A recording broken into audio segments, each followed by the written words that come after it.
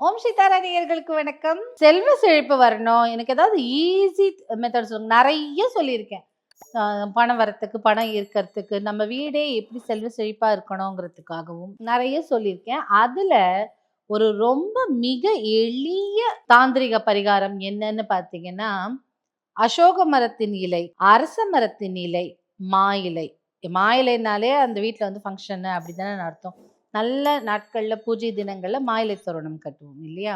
அந்த மாதிரி நீங்க வந்து இந்த அசோக மர இலை, மா இலை, அரச இலை இந்த 3 இலையையும் ஒண்ணா சேர்ந்து கட்டி, நீங்க ஒரு வெள்ளிக்கிழமையில உங்க வீட்டின் வாசல்ல மதியம் 1 டூ 2 இல்ல காலையில 6 டூ 7 உங்க வீட்டு வாசல்ல கட்டிடுங்க. செல்வ செழிப்பு மட்டுமல்லாது மன நிம்மதியும் கிடைக்கும் உங்களுக்கு. இது வந்து எவ்ரி வீக் மாத்தணும். ஒரு வாரமும் மாத்தணுன்ற அவசியம் இல்ல. மாசத்துக்கு ஒரு தடவ இருந்தாலும் ஏன்னா மேக்ஸிமம் என்ன பண்ண போறீங்க? ஒரு நூல்ல கட்டி தொங்க விட போறீங்க. அவ்வளோதானே. ஸோ இத எங்க கட்டணும்னா, வாசல்ல எது மெயின் கேட்டோ சில வீடுகள்ல 2, 3 வாசல் இருக்கும். இந்த பக்கம் சின்ன என்ட்ரி இருக்கும். அந்த பக்கம் பெரிய என்ட்ரி இருக்கும். எது மெயின் வாசலோ அங்க கட்டணும். அப்படி கட்டும்போது வீட்டில செல்வ செழிப்பும் வரும். வீட்ல உள்ளவர்களுக்கு மன அமைதியும் வரும்.